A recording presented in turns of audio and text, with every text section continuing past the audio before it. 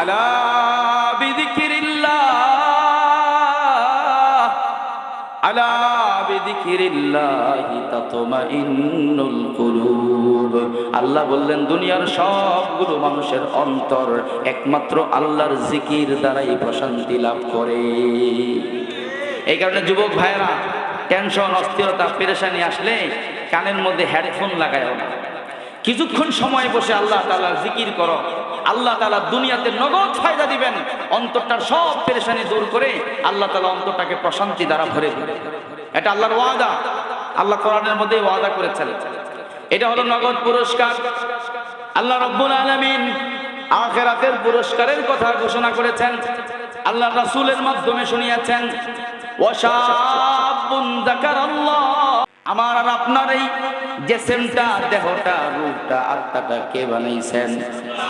এই রূহের মধ্যে অশান্তি হলে, অস্থিরতা শুরু হলে, ওই অস্থিরতার মূল চিকিৎসা সবচেয়ে বেশি কে জানবেন? আল্লাহ রাব্বুল আলামিন আমাকে বলে দিলেন, ও বান্দা, তোমার অন্তরের মধ্যে পেরেশানি আসতে পারে।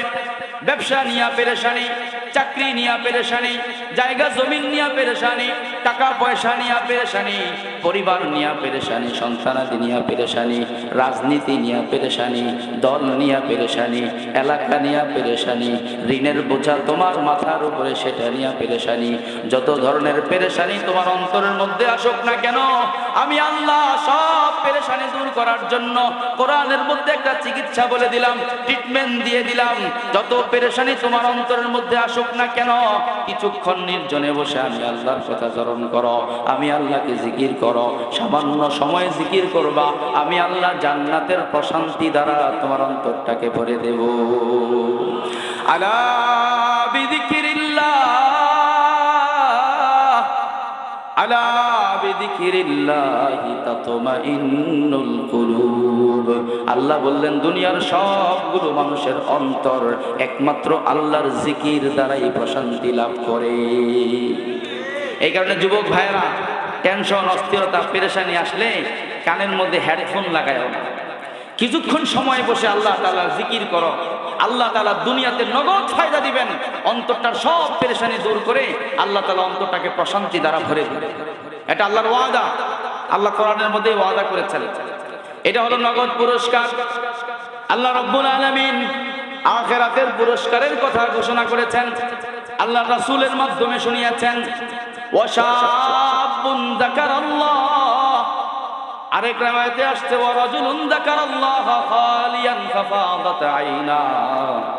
কোন আল্লাহর বান্দা যদি নির্জনে বসে কিছুক্ষণ আল্লাহর জিকির করে, ও আমার ভাইরা, আমাদের জীবনের মধ্যে কিছু সময় এমন থাকার দরকার, জোহরের নামাজের পরে হোক, আসরের পরে হোক, মাগরিবের পরে হোক, ফজরের পরে হোক, কিছুক্ষণ সময় বসে আল্লাহকে দাও, আল্লাহকে দাও। সবাইকে সময় দিচ্ছি, আল্লাহকে দিচ্ছি না, এই কারণে পেরেশানি দূর হচ্ছে না, টেনশন দূর হচ্ছে না, অসুবিধা দূর হচ্ছে না।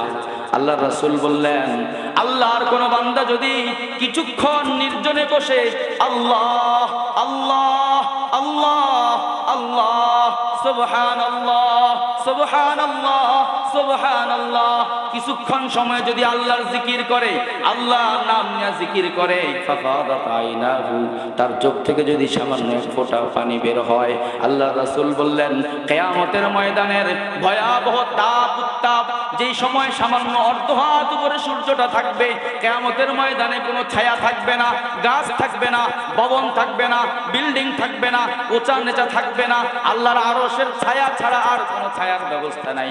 কোনো বান্দা যদি সামান্য সময় বসে কিছুক্ষণ জিকির করে, জিকির করতে করতে যদি তার চোখ থেকে এক ফোঁটা পানি বের হয়, ওই সময়টুকুর কারণে আল্লাহ কিয়ামতের ময়দানে তার আরশের নিচে একটা স্পেশাল সিটের ব্যবস্থা করে দিবে। এইখানে জিকিরের মধ্যে সময় লাগাবেন মাঝে মাঝে। আমি বলি, মুসল্লিদেরকে অনেকবার বলেছি, কিয়ামতের ময়দানে বান্দারা জান্নাতে যাওয়ার অনেক আমল আছে, কিন্তু এর মধ্যে সবচেয়ে সহজ আমল হলো দুইটা, যে সহজ আমলের মাধ্যমে বান্দা কিয়ামতের ময়দানে নাজাত পেয়ে যাবে, জান্নাতের সার্টিফিকেট পেয়ে যাবে। দুইটা সহজ আমল। আমি ছাত্র জীবন থেকে আমার অভ্যাস ছিল সহজ খোঁজা, কোন কিতাবটা সহজে পড়া যায়, মাসলাটা সহজে কিভাবে বোঝানো যায়, কিভাবে নিজে বোঝা যায়, সহজ কোন পদ্ধতি অবলম্বন করলে পরীক্ষায় ভালো নাম্বার পাওয়া যায়, এটা আমার ছাত্র জীবন থেকে অভ্যাস ছিল। বয়ানের মধ্যেও আমি সহজ করার চেষ্টা করি। আমি মুসল্লিদেরকে অনেকবার বলেছি, ভাই কিয়ামতের ময়দানে নাজাত পাওয়ার সহজ দুইটা রাস্তা। সহজ একটা রাস্তা হলো আল্লাহর জিকির। আল্লাহ রাসূল সাল্লাল্লাহু আলাইহি ওয়াসাল্লামের কাছে আল্লাহ রাসূলের একজন সাহাবী আসলেন, এসে জিজ্ঞাসা করলেন, ইয়া রাসূলুল্লাহ, ও নবী, কদ কাসুরাত আহকামু শরিয়াতি আলাইয়া, শরীয়তের বিধিবিধান তো অনেক হয়ে গেছে, মাসলা মাসাইল অনেক হয়ে গেছে, এতটুকু তো আমার দ্বারা পালন করা সম্ভব হচ্ছে না।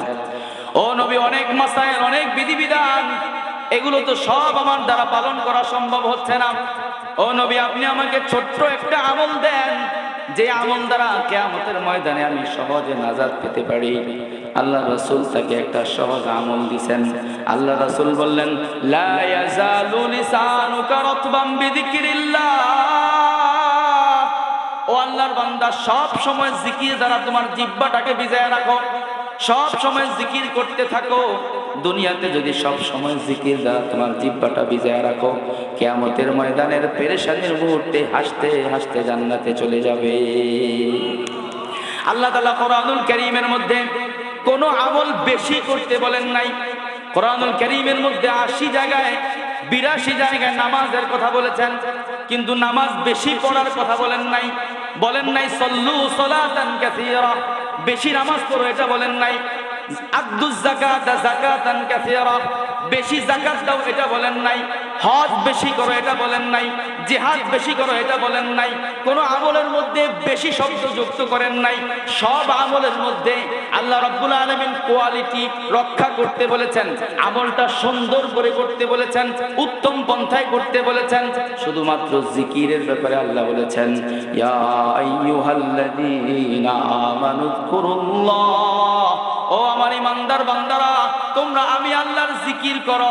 এখানে আল্লাহ একটা শব্দ বাড়াইছেন, যিকরান কাসীরা, বেশি বেশি জিকির করো, যত বেশি পারো তত বেশি জিকির করো।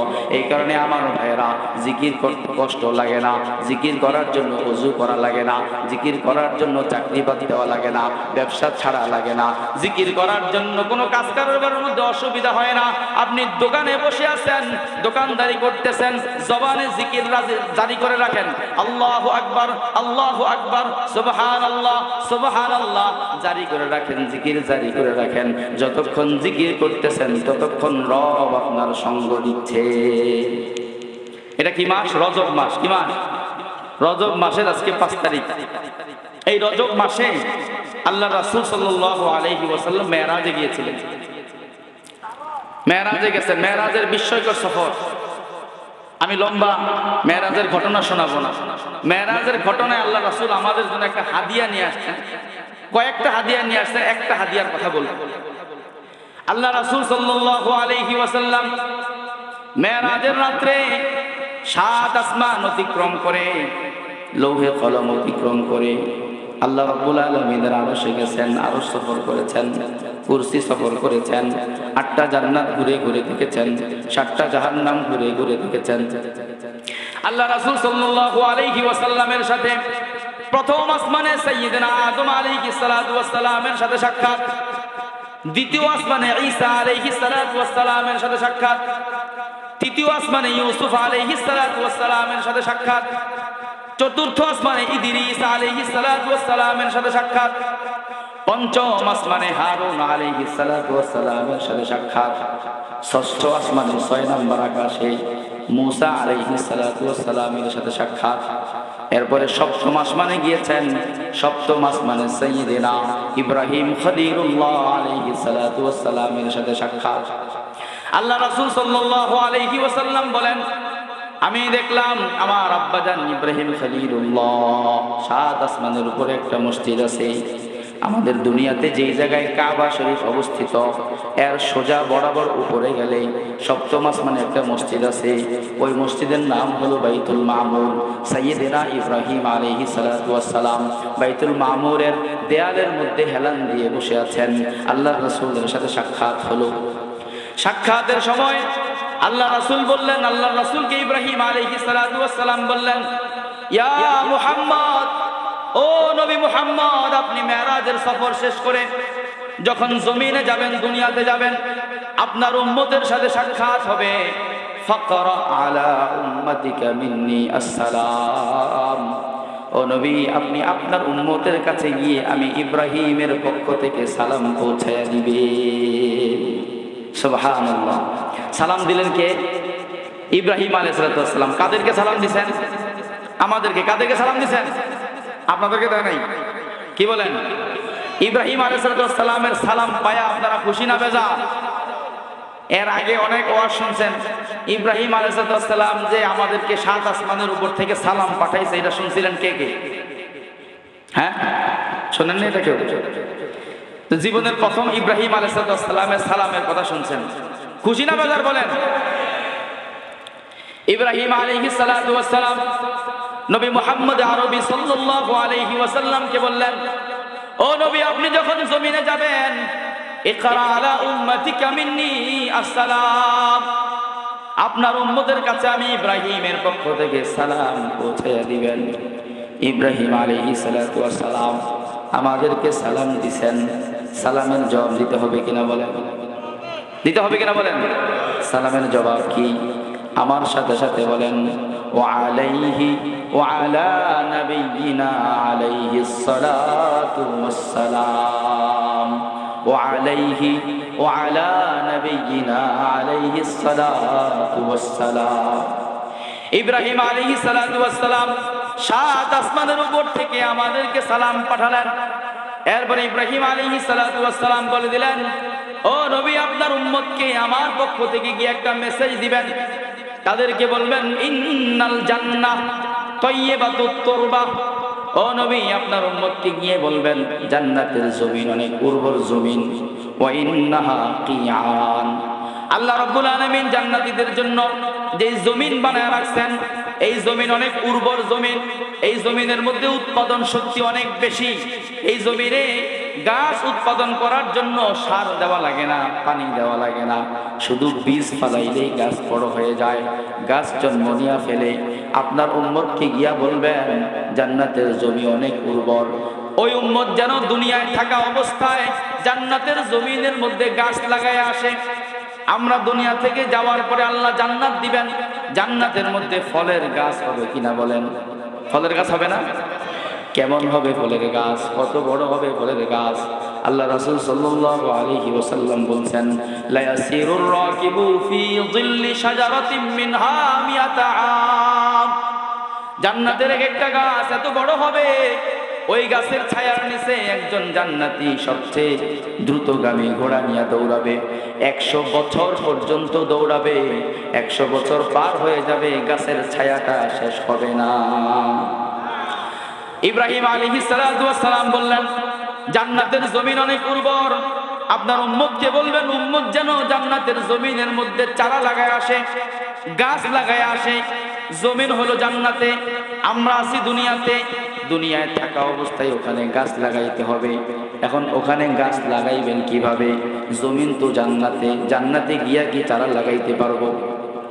জমিন কোন জায়গায়? আমরা কোথায়? দুনিয়াতে। কিন্তু এখানে থাকা অবস্থায় চারা লাগাইতে হবে। এখন প্রশ্ন হয় কিনা যে চারা কোথায় পাবো, চারা কিভাবে লাগাবো? দুনিয়াতে আমরা যারা ক্ষেত করি, ফসল করি, এই ফসল ভালো করার জন্য আমরা ভালো মানের চারা নার্সারি খুঁজে বের করি, ওখান থেকে ভালো চারা গ্রহণ করি।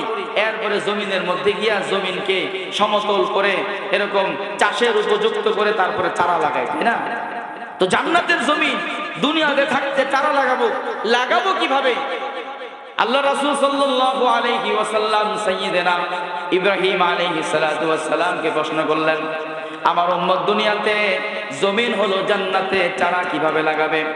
ইব্রাহিম আলাইহিস সালাতু ওয়াস সালাম বলে দিলেন, ওয়া ইন্না গারাসাহা সুবহানাল্লাহ ওয়ালহামদুলিল্লাহ ওয়া লা ইলাহা ইল্লাল্লাহ ওয়াল্লাহু আকবার। জান্নাতের জমিনের চারা হলো একবার সুবহানাল্লাহ বলা, একবার আলহামদুলিল্লাহ বলা, একবার লা ইলাহা ইল্লাল্লাহ বলা, একবার আল্লাহু আকবার বলা। জমিনের মধ্যে বান্দা একবার সুবহানাল্লাহ বলবে, জান্নাতের মধ্যে আল্লাহ একটা চারা লাগায়া দিবে। এই কারণে দুনিয়ার সময়গুলো নষ্ট হয়ে যাচ্ছে। যার হায়াত যেই পর্যায়ে গেছে, কেউ 50 বছরে আছেন, কেউ 60 বছরে আছেন, কেউ 70 বছরে আছেন। কোন সময় কার ডাক এসে যায়, আখিরাতের জন্য কে কতটুকু প্রস্তুতি নিয়েছে জানা নাই।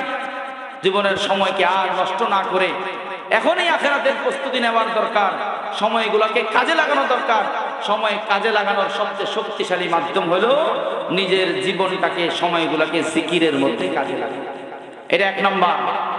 2 নাম্বার বিষয়, আমি একটা হাদিস পাঠ করেছি আপনাদের সামনে, আবু দাউদের 4681 নম্বর হাদিস। আল্লাহ রাসূল সাল্লাল্লাহু আলাইহি ওয়াসাল্লাম এই হাদিসের মধ্যে বলেন, মান আহাব্বা লিল্লাহ ওয়া আবগাদা লিল্লাহ ওয়া আতা লিল্লাহ ওয়া মানা লিল্লাহ ফাকাদ ইসতাকমালাল ঈমান। কেউ যদি কাউকে মহব্বত করে তো শুধু আল্লাহর জন্য মহব্বত করে। ওয়া আবগাদা লিল্লাহ, কাউকে ঘৃণা করে, কারো প্রতি বিদ্বেষ রাখে, তাহলে আল্লাহর জন্যই বিদ্বেষ রাখে। আতা লিল্লাহ, যদি কোথাও দেয় তো আল্লাহর জন্যই দেয়, যদি দেওয়া থেকে বিরত থাকে তো আল্লাহর জন্য বিরত থাকে।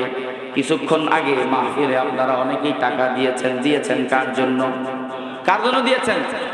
এখানে আজকে যারা এসেছেন অন্তরের মধ্যে একটা ভালোবাসা নিয়ে, মহব্বত নিয়ে এসেছেন, কোরআনের ভালোবাসা নিয়ে এসেছেন, উলামায়ে কেরামের ভালোবাসা নিয়ে এসেছেন, আল্লাহর ভালোবাসা নিয়ে এসেছেন।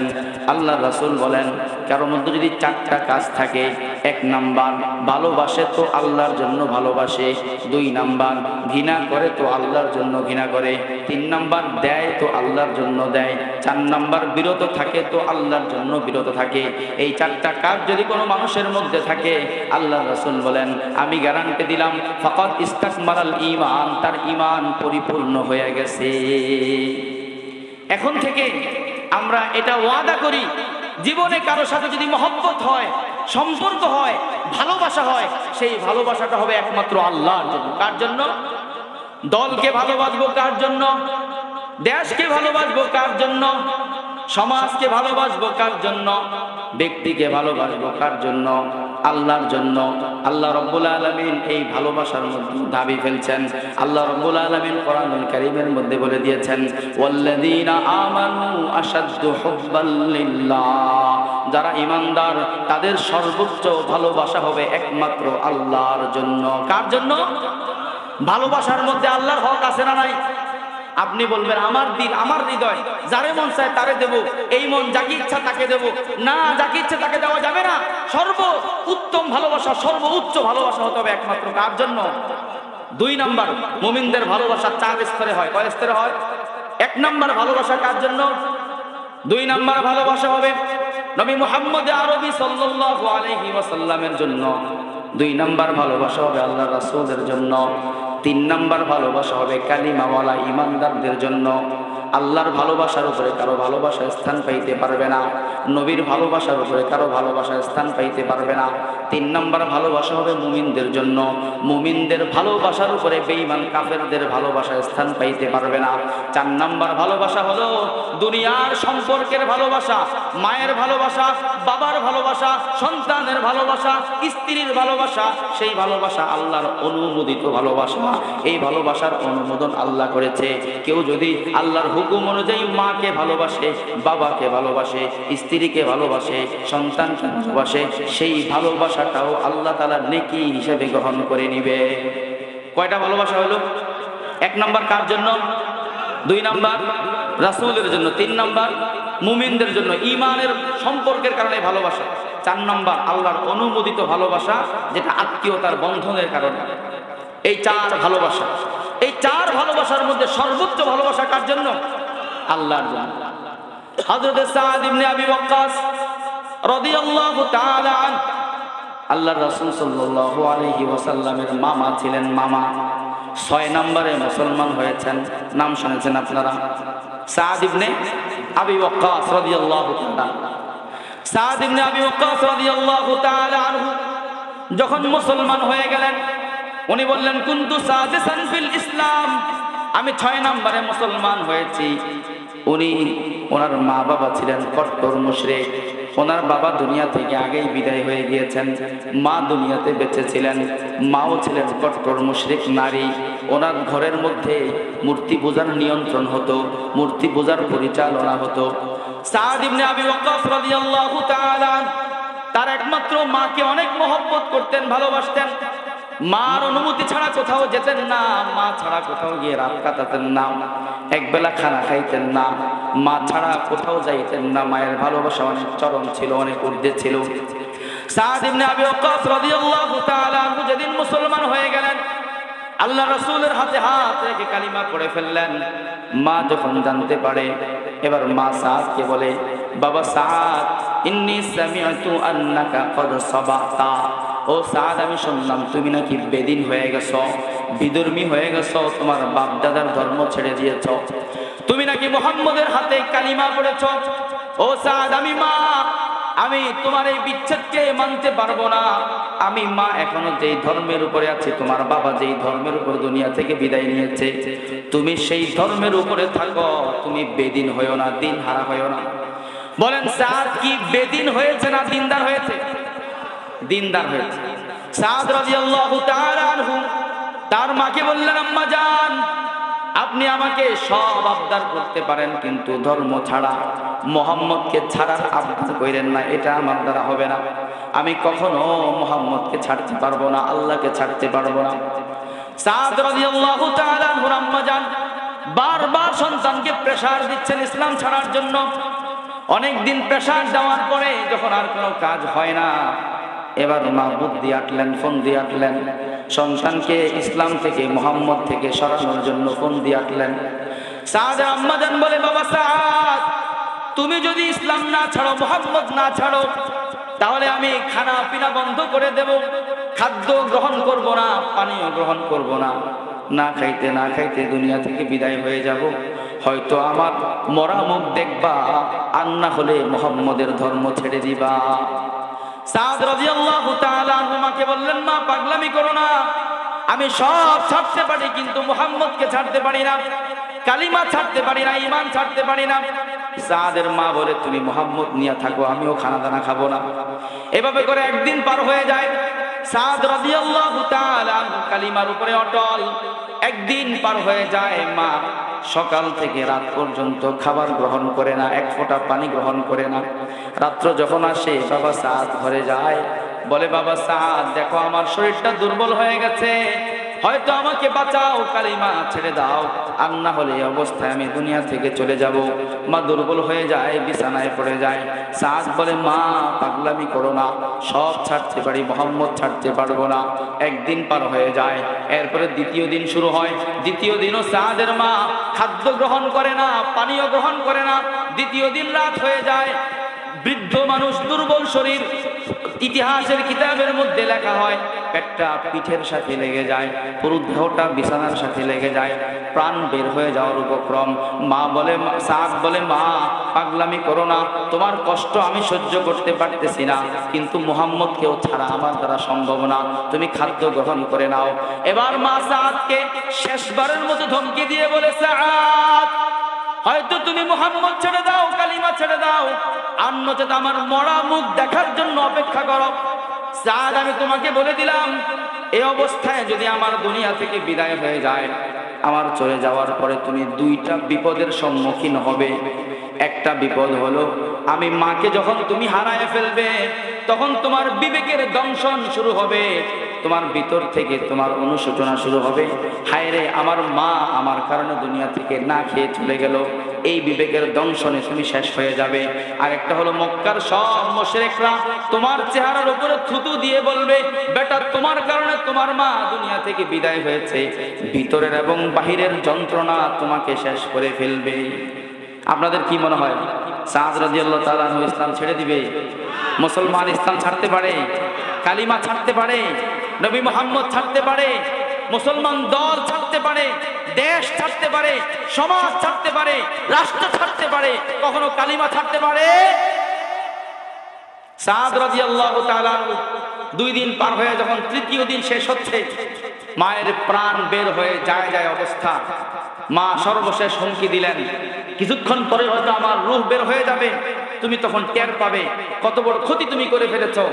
এবার সাদ বললেন, আমার মাকে আসল কথাটা শোনায় দেওয়া দরকার। আমার মা মনে করতেছে তার আদর্শের উপরে সে বেশি মজবুত, কিন্তু আমি যে আমার আদর্শের উপরে কত মজবুত, এটা শোনায় দেওয়া দরকার। সাদ রাদিয়াল্লাহু তাআলা আনহু তার মাকে লক্ষ্য করে আসল কথাটা শোনাইলেন। ইতিহাসের কিতাবের মধ্যে লেখা আসছে, ওখানে লেখা আছে সাদ রাদিয়াল্লাহু তাআলা আনহু মাকে লক্ষ্য করে বললেন, ইয়া উম্মা, ও আম্মা জান আপনি শুনে রাখেন, ইন্নী আলা শাদীদি হুব্বি লাকি লা শাদ্দু হুব্বান লিল্লাহি ওয়া রাসূলি। ও মা আপনি শুনে রাখেন, আমি আপনাকে অনেক মহব্বত করি, অনেক ভালোবাসি, এর মধ্যে কোনো সন্দেহ নাই। কিন্তু আপনি শুনে রাখেন, লা শাদ্দু হুব্বান লিল্লাহি ওয়া রাসূলিহি, আপনি মায়ের ভালোবাসার চাইতে আল্লাহ এবং আল্লাহর রাসূলের ভালোবাসা আমার কাছে কয়েক কোটি গুণ বেশি। ও মা আপনি শুনে রাখেন, আপনি বলেছেন আমাকে ইসলাম থেকে বের করার জন্য, আমাকে মুহাম্মদ থেকে আলাদা করার জন্য আপনার একটা জীবন দিয়ে দিবেন, একটা জীবনকে আপনি ধ্বংস করে দিবেন। ও মা আপনি শুনে রাখেন, ইন্নাল্লাহ তাআলা ক্বাদ আ'তাকি নাফসান ওয়াহিদা, আল্লাহ তাআলা আপনাকে একটা জীবন দিয়েছেন, একটা জীবন আপনি ধ্বংস করবেন বলেছেন। ও মা আপনি শুনেন, আল্লাহ তাআলা যদি আপনাকে একটা জীবন না দিয়ে, লাউ কানা লাকি মিআতু নাফসিন, আল্লাহ যদি আপনাকে 100টা জীবন দিত, আপনি যদি 100টা জীবনের মালিক হতেন, এরপরে আমি সাদকে ইসলাম থেকে সরানোর জন্য আমার সামনে একটা একটা করে জীবন যদি আপনি ধ্বংস করতেন, আমি আপনার ছেলে সাদের সামনে একটা জীবন, 2টা জীবন, 3টা জীবন, 5টা জীবন, 10টা জীবন, এভাবে করতে করতে আপনার 100 বার মৃত্যু হয়ে যেত, 100টা জীবন আমার সামনে শেষ হয়ে যেত। আমি দেখতাম আপনি 100 বার মরে গেছেন, কিন্তু আমি মুহূর্তের জন্য কখনো কালিমা ছাড়তাম না। এটা হলো ঈমান, এটা হলো ঈমানের মজবুতি। আল্লাহু আকবার। মুসলমানদের মধ্যে যখন এই ঈমানের মজবুতি এসে যাবে, তখনই আল্লাহ তাআলা মুসলমানদেরকে পৃথিবীর নেতৃত্ব দান করবেন। আপনারা দেখেছেন তালেবানদেরকে আল্লাহ তাআলা পৃথিবীর ক্ষমতা দান করেছেন, কি পরিমাণ প্রভাবশালী তারা। বর্তমানে তালেবানদের একজন শীর্ষস্থানীয় নেতা বাংলাদেশে অবস্থান করতেছেন। তালেবানদের ওয়াজারাতে খারেজিয়া, পররাষ্ট্র মন্ত্রণালয়ের সম্মানিত ডিজি মোল্লা নূর আহমদ নূর জাওয়ান্দি বাংলাদেশে 1 সপ্তাহ আগে এসেছেন। আমি দেখেছি আল্লাহু আকবার, কি পরিমাণ প্রভাব তাদের। যেদিকে যায় সবাই তাদের আসক্ত হয়ে যায়, তাদের সামনে নত হয়ে যায়। আল্লাহ তাআলা এমন প্রভাব প্রতিপত্তি তাদেরকে দিয়েছেন, 50 বছর পর্যন্ত পর পর পৃথিবীর 2টা পরাশক্তিকে শেষ করে আজকের পৃথিবীতে একমাত্র একটা ভূখণ্ড যেখানে 100% শরিয়া আইন প্রতিষ্ঠিত, 100% নিরাপত্তা প্রতিষ্ঠিত, 100% শান্তি প্রতিষ্ঠিত, যেখানে চুরি নাই, বাটপারি নাই, ছিনতাই নাই, ডাকাতি নাই, জীবনের অনিরাপত্তা নাই, একমাত্র ভূখণ্ড হলো আফগানিস্তান। ঠিক কি না? কোরআনের আইন ওখানে চলতেছে। তাদের ঈমানের মজবুতি ছিল। মোল্লা ওমর রহমতুল্লাহি আলাইহি ঈমানের মজবুতি কেমন ছিল? ওনাকে যখন বলা হয়েছে, আমেরিকার পক্ষ থেকে কিছু প্রস্তাব দেওয়া হয়েছিল, যে প্রস্তাবগুলো মেনে নাও, আর না হলে ইমারত ইসলামিয়াকে শেষ করে দেব, আফগানিস্তানকে শেষ করে দেব, একদম দেয়াল চুরমার করে দেব, ভবনগুলো ধূলিসাৎ করে দেব, মাটির সাথে মিশিয়ে দেব, বোমা ফেলে ফেলে পুরো জমিনটাকে অগ্নিকুণ্ড বানায় ফেলবো, হুমকি দেওয়া হয়েছে। তখন উনি বলছেন যে অসুবিধা নাই, যত শক্তি আছে তোমরা নিয়ে আসো। তখন পৃথিবীর বিভিন্ন বিশিষ্ট জনেরা মিলে মোল্লা ওমর রহমতুল্লাহি আলাইহির কাছে গিয়েছিলেন। গিয়ে ওনারা আবদার করছিলেন যে আপনি আমেরিকার কিছু শর্ত মেনে নেন, কিছু কথা মেনে নেন, কারণ পৃথিবীতে ইসলামী ইমারত নাই, কোরআনী শাসনের কোনো ভূখণ্ড নাই। যদি এটা শেষ হয়ে যায়, মুসলমানদের আর কোনো রাষ্ট্র থাকবে না। আপনি আমেরিকার কিছু কথা মেনে নেন, কারণ আমেরিকা এত শক্তিশালী, আমেরিকার মোকাবেলায় কেউ যুদ্ধে টিকতে পারে না। এই যুদ্ধে আমেরিকা আপনার বিরুদ্ধে আসতেছে না, আমেরিকার সাথে আরো প্রায় 48টা রাষ্ট্র মিলে একটা জোট হয়েছে, ন্যাটো জোট, পৃথিবীর সবচেয়ে শক্তিশালী সামরিক জোট। সেই জোট আপনার বিরুদ্ধে আসতেছে, এই জোটের মোকাবেলায় আপনি টিকে থাকতে পারবেন না। তখন মোল্লা ওমর রহমতুল্লাহি আলাইহি তাদেরকে এই কথা জবাব দিয়েছিলেন যে তোমাদের এই প্রস্তাব শুনে বোঝা যাচ্ছে তোমরা আন্তরিক, তোমরা ইমারত ইসলামিয়াকে ভালোবাসো, কিন্তু শোনো, তোমাদের ঈমান মজবুত হয় নাই, ঈমান পাকা হয় নাই। তোমরা বলতেছো আমেরিকার শর্ত মেনে নেব, তোমরা বলতেছো আমেরিকার ন্যাটো জোট মিলে তাদের বিরুদ্ধে আমরা টিকতে পারবো না। আরে শোনো, আমেরিকা আর ন্যাটো জোট পৃথিবীর শক্তি দিয়ে লড়াই করে, আমি মোল্লা ওমর দুনিয়ার শক্তি দিয়ে লড়াই করি না, আল্লাহর শক্তি দিয়ে লড়াই করি। উনি বলছিলেন তোমরা বলেছো 48টা রাষ্ট্র মিলে তারা আসলে কেউ তাদের মোকাবেলায় পারবে না। তিনি প্রশ্ন করেছিলেন, তোমরা আমাকে বলো পৃথিবীর কয়টা রাষ্ট্র একত্রিত হলে সেই শক্তিটা আল্লাহর শক্তির উপরে চলে যায়? বলেন, কয় রাষ্ট্র মিললে আল্লাহর শক্তির উপরে যায়? কয় রাষ্ট্র মিললে আল্লাহর শক্তিকে ডিঙে যাবে? সম্ভব? তোমরা বলেছ 48 রাষ্ট্র মিলে আসতেছে, তাদেরকে মোকাবেলা করা যাবে না। তোমরা বলো কয় রাষ্ট্র মিলিত হলে আল্লাহর শক্তির উপরে উঠে যায়? 48 রাষ্ট্র কেন, 48,000 রাষ্ট্র মিললেও আল্লাহর শক্তির উপরে উঠতে পারবে না। তারা পৃথিবীর শক্তি দিয়ে লড়ে, আমি আল্লাহর শক্তি দিয়ে লড়ি। আল্লাহর শক্তির উপরে কোনো শক্তি উঠতে পারে না, ঠিক কি না? 20 বছরের রক্তক্ষয়ী যুদ্ধের পর, জিহাদের পর আল্লাহ তাআলা আজকে তাদেরকে পৃথিবীতে বিজয় দান করেছেন। শুধু বিজয় না, সম্মানের বিজয় দান করেছেন। আরে ঈমান কত মজবুত হয়! হযরতে খুবাইব ইবনে আদি রাদিয়াল্লাহু তাআলা, বুখারী শরীফের মধ্যে ওনার ঘটনা আসছে। খুবাইব ইবনে আদি রাদিয়াল্লাহু তাআলা আনহু একবার কাফেরদের হাতে বন্দী হয়েছিলেন। লম্বা ঘটনা, আমি ঘটনার মূল অংশটুকু বলতেছি। খুবাইব ইবনে আদি রাদিয়াল্লাহু তাআলা আনহু একবার কাফেরদের হাতে বন্দী হয়। বদরের যুদ্ধে খুবাইব রাদিয়াল্লাহু তাআলা আনহু কাফেরদের একজন নেতাকে হত্যা করেছিলেন। কাফেররা অপেক্ষায় ছিল কোনোভাবে যদি খুবাইবকে গ্রেফতার করা যায় তাহলে সেই নেতার রক্তের বদলা নেওয়া হবে। খুবাইব রাদিয়াল্লাহু তাআলা আনহুকে একবার এক যুদ্ধের ময়দান থেকে বন্দী করে মক্কায় নিয়ে আসা হলো। বদরের যুদ্ধে উনি মক্কার একজন কাফের নেতাকে হত্যা করেছিলেন। তার পরিবারের লোকেরা খুবাইব রাদিয়াল্লাহু তাআলা আনহুকে হত্যা করার জন্য, প্রতিশোধ নেওয়ার জন্য বন্দী করে নিয়ে আসে।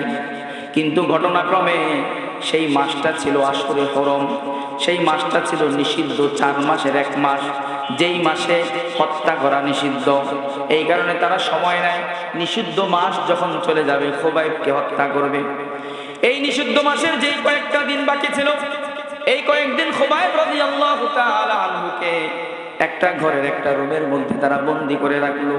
নিষিদ্ধ মাস শেষ হওয়ার পরে তাকে হত্যা করা হবে। খুবাইব রাদিয়াল্লাহু তাআলা আনহু ঘরের মধ্যে বন্দী। ওই ঘরের একজন নারী, উনি বলেন, আমরা দেখতাম খুবাইব রাতের বেলা যখন রাতের 2/3 পার হয়ে যায়, আল্লাহ রাব্বুল আলামিনের সামনে দাঁড়ায়, নামাজে দাঁড়াইয়া কোরআন তেলাওয়াত করতে থাকে। এত মিষ্টি সুরে কোরআন তেলাওয়াত করে, আমরা বেঈমান, আমরা কাফের, কোরআন বিশ্বাস করি না, কিন্তু তার কোরআন তেলাওয়াতের আওয়াজ শুনে চোখের পানি আমরাও ঠিক রাখতে পারতাম না। মুসলমান সপ্তাহ যায়, মাস যায়, বছর যায়, কোরআন খুলে পড়ার তৌফিক হয় না, আছে না নাই? বলেন, কোরআন পড়ার তৌফিক হচ্ছে? কিয়ামতের ময়দানে কোরআন বিরুদ্ধে নালিশ করবে। ওয়াকাল আর-রাসূলু ইয়া রাব্বি ইন্না কওমি ইত্তাখাযু হাযাল কুরআনা মাহজুরা। কিয়ামতের ময়দানে নবী যারা কোরআন পড়ে নাই তাদের বিরুদ্ধে অভিযোগ করবে, কোরআন তাদের বিরুদ্ধে অভিযোগ করবে। কিয়ামতের ময়দানে কোরআন যার বিরুদ্ধে অভিযোগ করবে তার মুক্তির কোনো রাস্তা খোলা থাকবে না। খুবাইব রাদিয়াল্লাহু তাআলা রাতের বেলা তাহাজ্জুদের মধ্যে কোরআন তেলাওয়াত করে। তার কোরআন তেলাওয়াতের আওয়াজ শুনে কাফের নারীরা পর্যন্ত কান্না করে। লম্বা সময় যখন পার হয়, ওই ঘরের একজন নারী বলে, আমার ঘরের মধ্যে বিভিন্ন সময় বিভিন্ন জনকে এনে বন্দী করে রাখা হয়েছে, কিন্তু খুবাইবের মতো এত উত্তম বন্দী আমার জীবনে দেখি নাই। উনি বলেন, একদিন রাতের বেলা আমি দেখলাম খুবাইব লম্বা সময় দাঁড়িয়ে নামাজ পড়লো। নামাজ পড়ার পরে খুবাইব মুনাজাত করলো, দোয়া করলো, কান্নাকাটি করলো। এরপরে দেখলাম খুবাইব বসা আছে, খুবাইবের মুখের সামনে একটা আঙ্গুরের থোকা ঝুলে আছে। একটা আঙ্গুরের থোকা ঝুলতেছে। খুবাইব খুব সহজে হাত দিয়ে ছিঁড়ে ছিঁড়ে আঙ্গুরটা খাচ্ছে। ওমা জাল ফি যালিকা জামানে ওমা ইয়াউমা ইদিন বিমাক্কাতা আনাবুন। ওই সময়টা এমন মক্কার মধ্যে কোথাও আঙ্গুর ছিল না, আঙ্গুরের মৌসুম ওটা না। আমি খুবাইবকে লোক মারফত জিজ্ঞাসা করলাম, ও খুবাইব, আঙ্গুর তো এই সময় মক্কায় কোথাও পাওয়া যায় না, মক্কার কোনো শপে পাওয়া যায় না, দোকানে পাওয়া যায় না, এই আঙ্গুর তোমার কাছে কোথায় আসলো? খুবাইব জবাব দেয়, হাদা রিজকুম মিনাল্লাহ রাযাকানি মিনাল জান্নাহ। এটা হলো আমার সেই জান্নাতের রিজিক, আল্লাহ যেটা আমার জন্য তৈরি করে রেখেছেন দুনিয়াতে, তার সামান্য আল্লাহ আমার কাছে পাঠিয়ে দিয়েছে। খুবাইব রাদিয়াল্লাহু তাআলা লম্বা সময় পার হলো। এরপরে যখন নিষিদ্ধ মাস পার হয়ে যায়, খুবাইবের কাছে মেসেজ পাঠানো হলো, খুবাইব তুমি তৈরি হয়ে যাও, 2-1 দিনের মধ্যে তোমাকে হত্যা করা হবে, শহীদ করে দেওয়া হবে। খুবাইব রাদিয়াল্লাহু তাআলা আনহু শাহাদাতের কথা শুনে, মহিলা ভাবতেছে শাহাদাতের কথা শুনে ঘাবড়ে যাবে। খুবাইবের কাছে যখন শাহাদাতের সংবাদ গেল, খুবাইবের চেহারার মধ্যে হাসি ফুটে উঠলো, আনন্দের ছাপ ফুটে উঠলো। লোক মারফত জিজ্ঞাসা করা হলো, ও খুবাইব তোমাকে যখন হত্যার খবর দেওয়া হলো, এই সময় মানুষ কাঁদতে থাকে, চেহারার মধ্যে কান্নার ছাপ আসে, তুমি কেন হেসে দিলা? খুবাইব বলে, যেই শাহাদাতের অপেক্ষায় সারাটা জীবন কাটাইছি, সেই শাহাদাতের সুসংবাদ এসে গেছে, আমি কেন হাসবো না? আমার আপনার ভাই হাদি কিছুদিন আগে শুক্রবারে দুনিয়া থেকে বিদায় হয়ে গেলেন। সারা বাংলাদেশকে কান্না করিয়ে শাহাদাতের সার্টিফিকেট নিয়ে দুনিয়া থেকে বিদায় হয়ে গেলেন। হাদি শহীদ হয়েছে।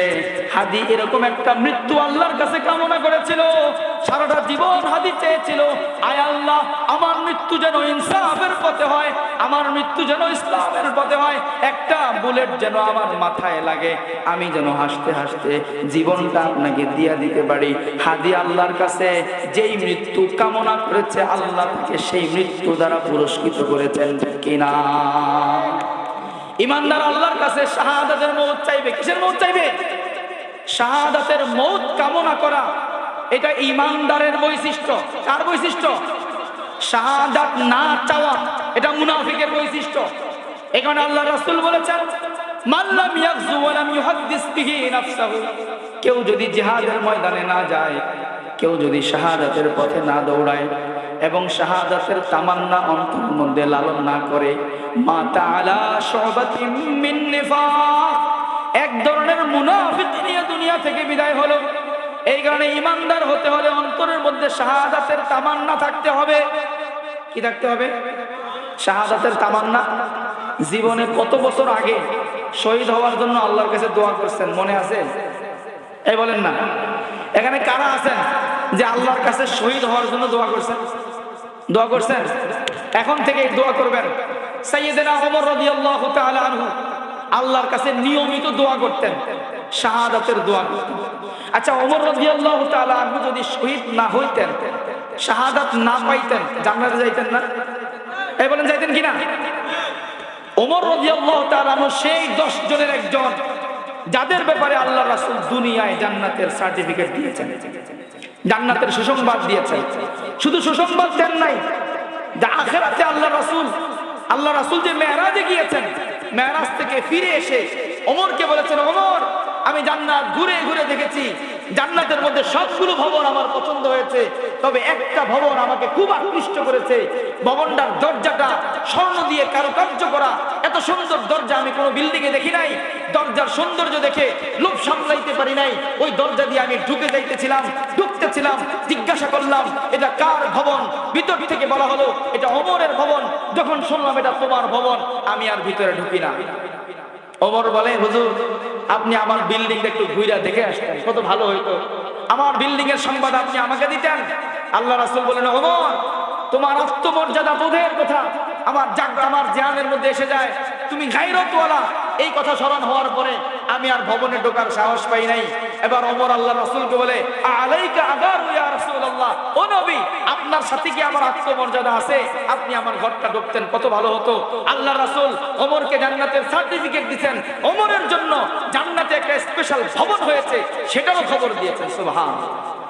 সেই ওমর প্রতি নামাজে আল্লাহর কাছে দোয়া করে, আল্লাহুম্মা রযুকনি শাহাদাতান কামিলাতান ফি সাবিলিক ওয়াজআল মাউতি বিবালাদি রাসূলিক। দুইটা দোয়া ওমর কখনো বাদ দেয় না, প্রত্যেক নামাজে দোয়া করে, আয় আল্লাহ আপনি আমাকে আপনার রাস্তার শাহাদাত দান করেন, আয় আল্লাহ আপনি মদিনার মধ্যে আমার মৃত্যু ঘটান। ওমর রাদিয়াল্লাহু তাআলা আনহুর মেয়ে আম্মাজান হাফসা রাদিয়াল্লাহু তাআলা আনহা আব্বাজানকে একদিন জিজ্ঞাসা করলেন, ও আব্বাজান আপনি দুইটা দোয়া একসাথে করেন, কিন্তু দুইটা দোয়া তো মিলানোর কোনো সুযোগ নাই, কারণ শহীদ হওয়ার জন্য যুদ্ধের ময়দানে যাইতে হবে। এই মুহূর্তে মদিনার মধ্যে কোনো যুদ্ধ নাই, মদিনা একটা নিরাপদ নগরী, পৃথিবীর মধ্যে সবচেয়ে শান্তির নগরী মদিনা, এখানে কোনো যুদ্ধ বিগ্রহ নাই। আপনি মদিনাতে মৃত্যুবরণ করতে চান, আবার শহীদ হতে চান, শহীদ হওয়ার জন্য যাইতে হবে ইরাকে। আমাকে শহীদ হওয়ার জন্য যাইতে হবে আফ্রিকায়।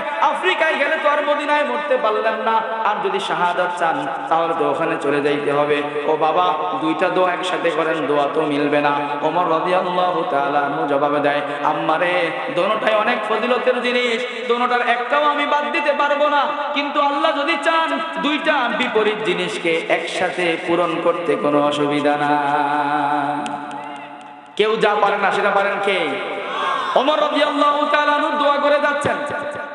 ওমর রাদিয়াল্লাহু তাআলা আনহু মসজিদে নববীতে একদিন ফজর নামাজ পড়াইতেছেন।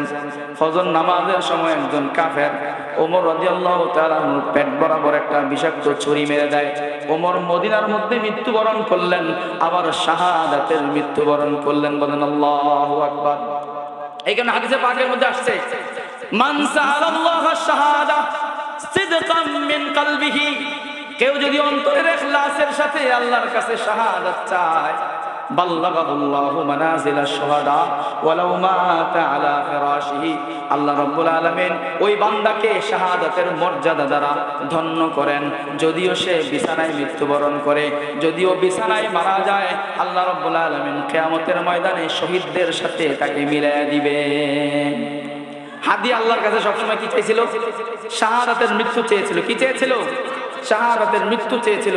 আল্লাহ তাআলা হাদিকে শাহাদাতের মৃত্যু দিয়ে ধন্য করেছিলেন। এই যুবক ভাইরা আমার, তোমরা আল্লাহর কাছে কি চাও? আল্লাহর কাছে কেউ আইফোন চাও, কেউ আল্লাহর কাছে এফজেড চাও, কেউ আল্লাহর কাছে নারী চাও, কেউ আল্লাহর কাছে ইউরোপের ভিসা চাও। এগুলো চাওয়ার জিনিস না। আল্লাহর কাছে চাওয়ার জিনিস হলো, আয় আল্লাহ, একটা বুলেট আমাকে গিফট করেন, সেই বুলেটটা যেন আমি শাহাদাতের মৃত্যুবরণ করতে পারি। এটা হলো চাওয়ার জিনিস, শাহাদাত চাওয়ার জিনিস। কি চাওয়ার জিনিস? সেই শাহাদাতটা হবে কোন পথে? ইসলামের পথে, আল্লাহর, না দলের পথে, কি বলে, না নেতার পথে, না এক জায়গায় নেতা একটা হুকুম দিয়ে ফেলছে, ভাঙ্গালা উড়ে গেলা, সেখানে গিয়ে মারা গেলাম, এটা শাহাদাত? শাহাদাত হবে কার পথে? খুবাইব রাদিয়াল্লাহু তাআলা আনহুকে জিজ্ঞাসা করা হলো, আপনাকে হত্যা করা হবে, কিন্তু চেহারার মধ্যে যেন আনন্দের ছাপ, কারণটা কি? বলে, সারা জীবন যেই সুসংবাদের অপেক্ষায় ছিলাম আজকে সেটা পেয়ে গেলাম। এবার খুবাইব রাদিয়াল্লাহু তাআলা আনহু ঘরওয়ালাদের কাছে বলে, আমাকে তোমরা একটা খুর দাও, খুর, একটা ব্লেড দাও। বলে, ব্লেড দিয়া তুমি কি করবা? ওই খুর দিয়ে আমি একটু পরিষ্কার হব, আমার শরীরটাকে আমি একটু সাজাবো। একজন বর তার যখন বিয়ের সময় কাছাকাছি হয়ে যায়, মোচগুলা ভালো করে পরিষ্কার করে, বগলের নিচের লোম পরিষ্কার করে, নাভির নিচের লোম পরিষ্কার করে, নিজেকে বিয়ের জন্য সুসজ্জিত করে। খুবাইব রাদিয়াল্লাহু তাআলা আনহু ঘরওয়ালাদেরকে বললেন, তোমরা আমাকে একটা খুর দাও। খুর দিয়া কি করবা? ওই খুর দিয়ে আমার যখন শাহাদাত হয়ে যাবে, আল্লাহ রাব্বুল আলামিন আমার জন্য জান্নাতের হুরদেরকে তৈরি করে রেখেছেন, তাদের সাথে আমার বিয়ে হয়ে যাবে। আমি আমার স্ত্রীদের সাথে পরিচ্ছন্ন অবস্থায় সাক্ষাৎ করতে চাই। খুবাইব রাদিয়াল্লাহু তাআলা আনহু খুর দিয়ে নিজেকে পরিচ্ছন্ন করলেন। লম্বা ঘটনা, আমি মাঝখান থেকে বলতেছি। খুবাইব রাদিয়াল্লাহু তাআলা আনহুকে তানঈম নামক জায়গায় নিয়ে যাওয়া হলো হত্যা করার জন্য। ওনাকে শুলিতে চড়ানো হলো। শুলির মধ্যে যখন ঝুলিয়ে রাখা হলো, এবার শুলিতে চড়ানোর আগে উনি বললেন, তোমরা আমাকে 2 রাকাত নামাজ পড়ার সুযোগ দাও। তারা জিজ্ঞাসা করেছে, তোমার শেষ কোনো আশা আসেনি, শেষ কোনো ইচ্ছা আছে কিনা বলো। সে বলে, হ্যাঁ, আমার শেষ ইচ্ছা আছে, আমাকে 2 রাকাত নামাজ পড়ার সময় দাও। খুবাইব রাদিয়াল্লাহু তাআলা 2 রাকাত নামাজ পড়লেন। 2 রাকাত নামাজ পড়ার পরে কাফেরদের দিকে তাকায়া বললেন, আমার অনেক ইচ্ছা ছিল লম্বা 2 রাকাত নামাজ পড়ি, জীবনের শেষ নামাজ লম্বা 2 রাকাত নামাজ পড়ার ইচ্ছা ছিল, কিন্তু তোমরা মনে করতে পারো আমি বেঁচে থাকার জন্য জীবনের মায়ায় মনে হয় লম্বা সময় দাঁড়াইয়াছিলাম, এই কারণে সংক্ষিপ্ত 2 রাকাত নামাজ পড়লাম। খুবাইব এই সর্বপ্রথম সাহাবী যিনি মৃত্যুর আগে 2 রাকাত নামাজ পড়ছেন। আল্লাহর রাসূল সাল্লাল্লাহু আলাইহি ওয়াসাল্লাম বলে, ও আমার উম্মতরা রে, খুবাইব তোমাদের জন্য একটা সুন্নত রেখে গেলেন, কারো যদি মৃত্যুর সময় ঘনায়া যায় এর আগে তোমরা 2 রাকাত নামাজ পড়ে নিও। এটা হলো আমার সাহাবী খুবাইবের সুন্নত। এই সুন্নত যে পালন করবে আল্লাহ তাকেও খুবাইবের সাথে মিলাইয়া দিবে। খুবাইব রাদিয়াল্লাহু তাআলা আনহু 2 রাকাত নামাজ পড়লেন। এরপরে খুবাইব রাদিয়াল্লাহু তাআলা আনহুকে শুলের মধ্যে চড়ানো হলো। ওনার চেহারাটা কিবলার দিকে, বাইতুল্লাহর দিকে ফেরানো। এক জালেম বর্ষার আঘাত করলেন চেহারার মধ্যে। বর্ষা দিয়া বাড়ি দিলেন, বাড়ি দিয়া বললেন চেহারা কেবলা থেকে ফিরাও, কেবলার দিকে চেহারা রাখতে পারবা না। খোবাইব রাদিয়াল্লাহু তাআলা আনহু বাধ্য হয়ে চেহারা ফিরায় ফেললেন, কারণ চেহারা কেবলার দিকে দিলেই বর্ষা দিয়ে আঘাত করা হয়। চেহারা যখন কেবলার দিক থেকে ফিরায় ফেললেন, মনের কষ্টে দুইটা কবিতা পাঠ করলেন। বুখারী শরীফের মধ্যে কবিতাটা আছে, লাস্তু উবালি হিনা উকতালু মুসলিমা আলা আইয়ি শিলবিন কানা লিল্লাহি মাসরাহি ওয়া যালিকা ফি যাতিল ইলাহি ওয়া ইয়াশা ইউবারিক ফি আওসালি কুল্লি শিলবিন মুমাজ্জাই।